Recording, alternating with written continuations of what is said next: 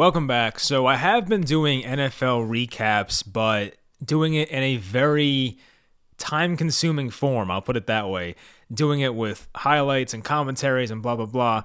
And honestly, I've been getting home from work later and it just takes so much time to make those videos. So unfortunately, I'm going to cut that off after 10 weeks of doing it, or 9 weeks, whatever it was. But anyway, I still want to talk about football on Mondays. So I'm just going to come on here and just kind of speak about the previous week of the NFL season. This is week 10, and I'll probably post it on the podcast as well because why not? I know it's a Giants podcast, but if you listen to it, cool. If not, that's also cool. But week 10 in the NFL was actually very fun. A lot of close games. That Vikings-Bills game might have been one of the best regular season games of all time, so we'll touch on that stuff. We'll go through each game, and I'll kind of just give some notes about what I saw from those matchups. Anyway, hope you guys enjoyed the video, and let's get into it. So Minnesota at Buffalo kind of needs its own segment here. So the Vikings, they win 33-30 in overtime. They improved to 8-1, just crazy. They were big underdogs too. They were like, it bounced around because Josh Allen's availability was definitely in question. Like when I did my spread pick show, it was only 3.5 in favor of the Bills.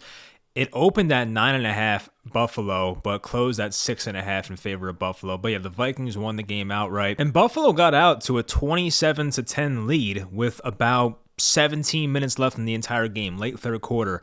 And then literally like the next play, Dalvin Cook ripped off that 81-yard touchdown run, kind of got them back in that game. And from that point on, like the game just became crazy. There was a 4th and 18, 4th and 17 play.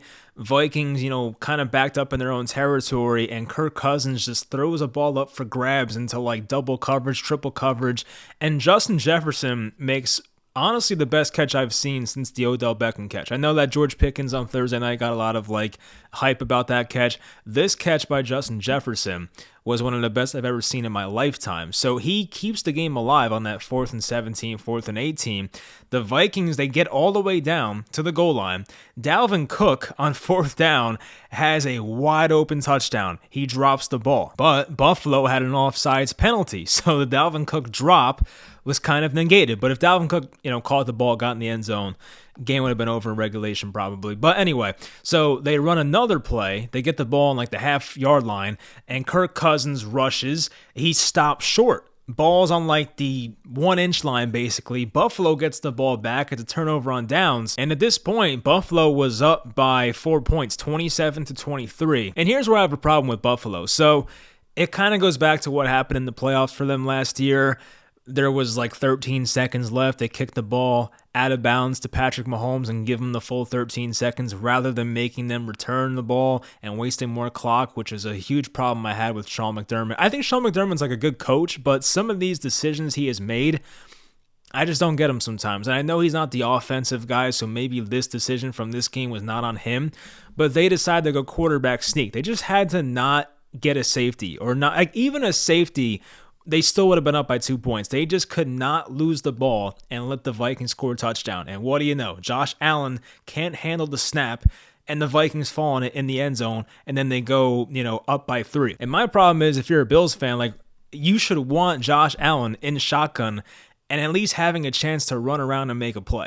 Like, the chances that Josh Allen gets sacked and fumbles in the end zone at a shotgun are just so minuscule. But if you are going under center, there's always a chance, especially a guy with a sprained elbow like Josh Allen, that something can go wrong. And it's exactly what happened in this case. So I don't know why they did that. I would have just called like a simple Josh Allen like shotgun, roll out to his right, pick it up with his legs, or even just make a quick throw to Stephon Diggs near the sideline. Just get yourself out of that 1-yard line territory and give yourself a chance to take a couple knees and get out of there with a victory. Now, Buffalo did get down the field, and on that drive to get the game-tying field goal, Gabe Davis had a catch, which wasn't actually a catch. He kind of dropped it based on how the replay looked, but they didn't review it, so they got in field goal range and went to overtime. The Vikings get the ball. They win the toss. They pretty much go down the field, but they can't punch it in. Kirk Cousins had an incompletion on 3rd and 15. They settle for a 33-yard field goal. They take the 3-point lead in overtime, but the Bills got the ball back, and Josh Allen made some plays. He had a 20-yard run, an 18-yard run, and like the Bills were moving. I really genuinely thought at that point the Bills were going to pull this off or at least get a field goal out of it. I don't think they would have played for the field goal, but still, if they had to, if it was like a sack and they made it like 4th and 15, I'm sure they would have taken the tie. But Josh Allen on 2nd and 10 on Minnesota's 20 just starts taking shots to the end zone. The first one was incomplete to Dawson Knox. The second one he throws, it was just right in the hands of Patrick Peterson and was intercepted, and that was the game. So they get down the field with ease, and instead of taking those short yardage plays, which the Vikings defense was giving them, Josh Allen felt the need on 2nd and 10 with a whole 1 minute 20 seconds remaining to go in the end zone, and he gets intercepted. So the Bills have had a couple of really tough losses this year. They are 6-3 on the season. They had that loss at Miami where the heat was definitely a factor in that game. Lost to the Jets last week, a game they probably shouldn't have lost. And then this game, one where they were up, as I said before, it was like 27-10 or something. Yeah, 27-10 late third quarter, you blow that game. You just cannot have that. Now, credit to the Vikings. Kevin O'Connell's doing a great job as the first-year head coach, and Kirk Cousins is playing well. Justin Jefferson nearly had 200 receiving yards. He was awesome. Dalvin Cook with that big run. But man, you cannot have that if you're Buffalo. This is supposed to be the Super Bowl favorites, and you're blowing games like that. Just can't have it. So I'm not saying fire Sean McDermott, but some of these late game collapses they have had, even dating back to the playoff game last year at Kansas City, is getting pretty inexcusable. So Buffalo has to figure it out, and it's not just the coach's fault. Josh Allen has so many bad turnovers lately. He had so many bad turnovers in that Jets game. He had one in this game where he threw a ill-advised pass, and Patrick Peterson again picked him off in the end zone on a pass that Josh Allen should not have thrown and settled for the field goal, and I think that would have made it 30-10 at that point. So Josh Allen's got to play smarter football, but the Bills coaching staff has to be better as well. That team all around is way too talented to be 6-3. Not that 6-3 is bad, but you should be a lot better than that at this point. All right, I'll try to get through the rest of the games a lot faster here, but that game definitely had to spend more time on it. Falcons at Panthers, Thursday nighter. The Falcons were favorites by 2.5 on the road. They lost by 10. Panthers beat them 25-15. PJ Walker, he, wasn't that great. Didn't do much, honestly. It was more of a Deonta Foreman game. He had a lot of success on the ground in this one. 31 carries, 130 yards. Rushing touchdown. Big play for Laviska Shenault. That catch he made, was considered a run technically, but it was a pass. And if you're Atlanta, just an awful loss. I mean, this is one where if you win that game versus the Panthers, who are not that good of a team, you are in first place in the NFC South. Now, I don't think they would have held on to it. I think Tampa's going to catch them eventually, but you had a chance to keep that lead through week 10. And now they blow it. So just a terrible loss for Atlanta, for Arthur Smith. And speaking of Arthur Smith, I don't get the whole Marcus Mariota thing. You just took Desmond Ridder this year, and Desmond Ridder at least has some upside. You don't know what he is. And I get Atlanta is technically in the playoff race, but the whole Marcus Mariota thing is just not working out. I think Mariota's had a couple of good games this year, but there's just not really a point to play him anymore. He's not even being smart with the football, which is one of the reasons you would play Marcus Mariota in the first place. Mariota literally threw a pass sitting on his ass, and luckily it was called incomplete because it was a dead ball, but he tried throwing a pass from the ground that got intercepted. So the guy is just not playing smart football. I don't see the point, but it seems like Atlanta's not making a change. Baker Mayfield, due to the ankle injury for PJ Walker, will get the start for Carolina next week. Seahawks, Bucks, I was definitely big on Tampa in this game. I felt good about it at first. I got out to a 14-0 lead at halftime. Leonard Fournette, Tom Brady found Julio Jones. Julio looked very fast on that play, by the way, speaking of the Falcons. But yeah, Julio, I have not seen him run that fast in 2 years. So Julio looks really good there. Brady found Chris Godwin in the early fourth to put them up 21-3. And that looked like the game was over, you know what I mean? But, of course, Seattle, they've been a resilient team this year. Geno Smith comes down, leads a nice drive, finds Tyler Lockett for a 21-yard touchdown. Then he found Marquise Goodwin on a 4th and 1. It was a 19-yard touchdown pass. Great catch by Goodwin, kept his feet in bounds, made it a 5-point game. And then there was a big run by Rachaad White, and that was pretty much the game there. Seattle ran out of time. Rachaad White, by the way, big game for him for fantasy football implications. Seemed like Leonard Fournette didn't get benched, but he was not the starter. This was actually a game started by Rachaad White. Fournette got injured in this game, but he should be fine after their bye. They have a bye here in week 11. But Rachaad White, 22 carries, 105 yards. So if he, for some reason, is a free agent in your fantasy leagues, go pick up Rachaad White, because that's a guy who definitely could be a league winner if something were to happen to Fournette. Lions at Bears. I mean, the Bears are really fun now. The Lions, we've kind of known they're fun already. Detroit took this one 31-30. They win their second game in a row. Chicago was favored by about a field goal in this game, so they do not cover. It was a good win by Detroit. I'll give them credit. I mean, the Lions were down pretty big at some points in this game. They were down 24-10, a 2-touchdown game after Justin Fields found Cole Kmet for a 50-yard touchdown. And like, just as I'm about to really get on this Justin Fields bandwagon and say, oh my God, like the guy is really freaking good, which, you know, he's still been great overall the past 5 games or whatever, but he throws this very, very bad interception up by 7 to Jeff Okudah, his former teammate at Ohio State, which is funny. But yeah, it was supposed to be a screen pass to Cole Kmet. The play was kind of dead from the start. Like, if you're Justin Fields, throw it away. Like, there's no point. Of course, he tries to lob it, put some touch on it to Kmet, goes over Kmet's head. Jeff Okudah's right there, returns it for 6, and kind of changes the entire game. Now, Fields, the next possession, because he has just been a god lately, had a 67-yard rushing touchdown. But the Lions did come down. They got the game-winning drive. They found this Tom Kennedy guy for a 44-yard catch. It was just some small white guy I'd never seen before. But they got the game-winning touchdown. So yeah, the Lions win by a point. Wasn't expecting that. Chicago drops to 3-7. The Lions improved to 3-6. Jaguars at Chiefs kind of went as expected here. Unfortunately for the Chiefs, a couple injuries. Juju got hurt. He had one of those injuries that was like, you know, you could tell right away it's a pretty bad concussion.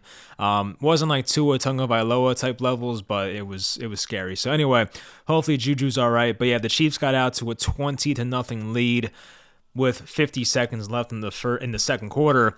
And my old friend, as a Giants fan, Kadarius Toney had a 6-yard touchdown. He also made a nice catch in this game. Kadarius Toney feels like he'll be a thing for the Chiefs, which is like good for him, but as a Giants fan, it kind of leaves me bitter, I'm not going to lie. Valdez-Scantling had a touchdown. Noah Gray, former Duke tight end, with a touchdown in this game. Trevor Lawrence found Christian Kirk for a couple touchdowns in this one, but the Chiefs' offense was too much to handle. As a person that took the Jaguars plus 9.5, I was teased a lot in this game. I mean, they got down 27-10, but they brought it back. Kirk scored the touchdown with 5 minutes to go in the fourth quarter. And it just felt like there was a few times Jacksonville had a chance to bring this to a one-score game, but they never could. So the Chiefs, they, you know, are one of the best teams in football. They're 7-2. Jacksonville is 3-7. I feel like Jacksonville is better than a 3-7 team, but you are what your record says you are, so it is what it is. But it seems like they're moving in the right direction, Jacksonville. I'll say that. I will say one thing that annoys me about Doug Peterson. I mean, I think the guy's a pretty good coach overall, but he gets way too cute on 3rd and shorts and 4th and shorts. There was one in this game where, like, I think he ran, maybe it was a toss or one of those, like, speed option plays where you pitch it back to the running back. I don't know, but, like, it was just stupid. Like, he just gets way too cute on 3rd and 1, 4th and 1, 4th and inches. Like, he did that versus the Colts, too, a couple weeks ago. It's just, like, just stop trying to, like, outsmart yourself. All right, Browns at Dolphins. The Browns, if you're a Browns fan, it sucks. You were hoping that you can keep the season alive until Deshaun Watson comes back. And Watson's a couple weeks away from returning here, but it seems like the Browns are pretty much out of it by now. The Dolphins win this one 39-17. They improved to 7-3. They have not lost a game where Tua Tagovailoa has lasted the entire game. So, I mean, he's pretty much 7-0 this year if you don't include that Thursday night game where he got hurt. Cleveland got out to a 7-0 lead, and it kind of looked like it would be like one of those track meet type games, but didn't turn out that way. Raheem Mostert, 24-yard touchdown that made it 24-7 in the early third. And it just seems like Miami has too much going offensively. They are very tough to stop. Tua was 25 of 32, 3 touchdowns, 135 passer rating. Tua's been awesome this year. Obviously, a lot of that has to do with his surroundings and bringing in Tyreek Hill, getting Mike McDaniel. I love Brian Daboll. Love that the Giants hired him, obviously, but I was a big Mike McDaniel guy. I would have loved that as well for the Giants, but things are working out for both teams. But even Jeff Wilson, who they picked up from the Niners a couple weeks ago at the trade deadline, 17 carries, 119 yards. He's been playing very well for them. So yeah, the Dolphins, they're in first place in the East. I mean, I don't think that many people expected it. It seemed like it was Buffalo's division to lose, and they could still win it, obviously, but the Dolphins do have the tiebreaker right now. But things are looking good in Miami. Texans at Giants. Texans fall to 1-7-1. Yikes, but at least they'll probably get the first pick, so that's cool. Giants improved to 7-2. They're also 7-2 against the spread. Look at my Giants. This game was pretty much give Saquon Barkley the ball and just ride him to victory. 35 carries, 152 yards, only 4.3 a carry, but Saquon got a touchdown. Daniel Jones played his typical game of like just not really high passing volume, but didn't make mistakes, made some plays. He found Darius Slayton, and Slayton ran 50 yards for a touchdown, broke a tackle. So, yeah, it wasn't the most exciting game. I mean, as a Giants fan, I was invested, obviously, but definitely not the most exciting game if you're just a regular NFL fan. But the Giants, when they play a clean football game, they can compete. They have coaching that can keep them in games. The Giants were kind of sloppy in some areas. There was a bad false start on a 4th and inches that would have gave them a first down, and I remember Jones missed Slayton on a throw. Like there were some things they can correct, but for the most part, the Giants, when they are in games like this where they know they're favorites or better than their opponent, they will just beat you on the ground. They'll play good defense, and the Giants will be a playoff team. I can't believe it, but it seems like the Giants will be in the playoffs. Saints at Steelers, the battle of mid. I mean, this at one point was a great matchup when Big Ben and Drew Brees were still playing, but not really the case here with Andy Dalton and Kenny Pickett facing off against each other. But you can tell early on the Steelers were in the driver's seat. TJ Watt made his return to the lineup, so that was cool to see. Pittsburgh got out to a 10-0 lead. The Saints brought it back. They made it 10-10 at halftime. Jawan Johnson, 15-yard touchdown, but Kenny Pickett had a 1-yard touchdown to make it 20-10 in the middle of the 4th. It wasn't really an exciting game. Andy Dalton, a couple more interceptions. I mean, I can rant about the Saints quarterback thing because I just find it ridiculous. Like, I don't know if Jameis Winston, like, slept with this coach's wife or something, but it just, like, I just don't get it. Jameis Winston gives you the best chance to win. He's healthy now. The guy did have a fractured back at one point, but he seems healthy. I have no idea why Andy Dalton's still the quarterback. If the Saints are trying to tank, I get it, but, like, I don't know. It just makes no sense. I think Taysom Hill gives them a better chance to win than Andy Dalton. It just doesn't make sense to me. Broncos at Titans, just another very boring game.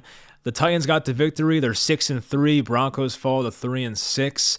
Russell Wilson, not good. 21 of 42, a 70 quarterback rating, 1 interception. He had some throws in this game, Russell Wilson, that was just like, it was literally Jameis Winston in Tampa, like just throwing them up in the triple coverage. On one of those plays, his receiver, I think it was Tyree Cleveland, had to play defensive back. Like he was like, oh my God, Russell Wilson, I don't know what his problem is, whether he's injured or this offensive scheme is that bad. They did lose Jerry Jeudy to an ankle injury. Turns out it doesn't seem like it's that bad because it did look bad at first. I think he was carted off, but he should be fine. Derrick Henry, not the biggest game. I mean, 19 carries, 53 yards, under 3 a carry for Derrick Henry. So obviously when you lose to the Titans and Derrick Henry wasn't doing much, it's kind of a tough pill to swallow. They had a cool, I don't know if you want to call it a trick play or not, but one of those plays where it was like a fake screen pass and Nick Westbrook-Akina kind of got behind the defense, made a guy miss in the secondary, a 63-yard touchdown to make it 14-10. So, yeah, the Broncos are cooked. I was not expecting them to be like a Super Bowl team this year, but I expected at least to be a 9-win team, but they suck. They're 3-6. The Colts, the Jeff Saturday-led coach, they get a victory over the Raiders because the Raiders are just the Raiders. They're a joke.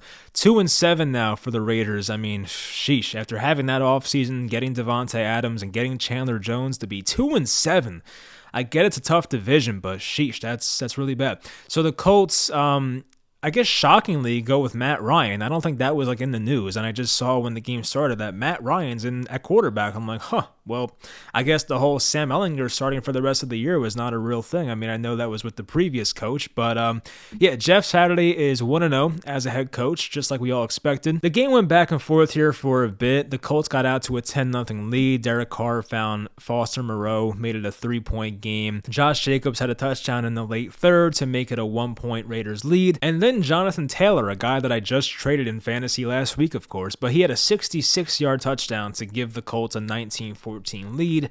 They failed the 2-point conversion, and then Derek Carr found Devontae Adams for a 48-yard touchdown, giving the Raiders a 1-point lead. They missed on their 2-point conversion, and then Matt Ryan, I think it was on this possession, had like a 40-yard run. I think it was 38 exactly, but Matt Ryan, probably the longest run of his career on that drive. He later found Paris Campbell for a 35-yard touchdown. It's funny, Paris Campbell like hasn't done much in his career, but when he plays with Matt Ryan, he's awesome. I guess Matt Ryan is what Paris Campbell needed the past 3-4 years, however long he's been in the NFL. So the Colts are 4-5-1. They are in second place. They are 2.5 behind the Titans still, and I think they lost both games to them, right? Yes, they lost both games to Tennessee. So the division might be out of the question there if you're the Colts, but maybe, if they keep winning, you never know. But that division seems like it'll be tough to get. Cowboys, Packers, as a Giants fan, you'll love to see it. You absolutely love to see it. Dallas got out to a 7-0 lead. It should have been a 14-0, but Dak threw an interception in the red zone. And then Aaron Rodgers just started bombing it to Christian Watson, the rookie out of North Dakota State. A 58-yard touchdown for him in this game. Later had a 39-yard touchdown in this game. Later, a 7-yard touchdown to tie the game. But in the entering the fourth quarter, Dallas was up 28-14, and obviously up 2 touchdowns to what seemed like a lifeless Packers team.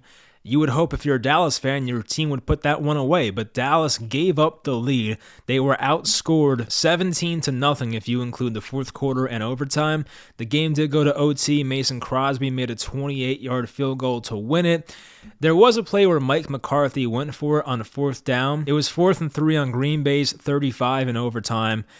And I didn't mind the call. I think everybody I was watching the game with was kind of surprised by that. Even Twitter was surprised by that. But if I'm Mike McCarthy, I'm going for it.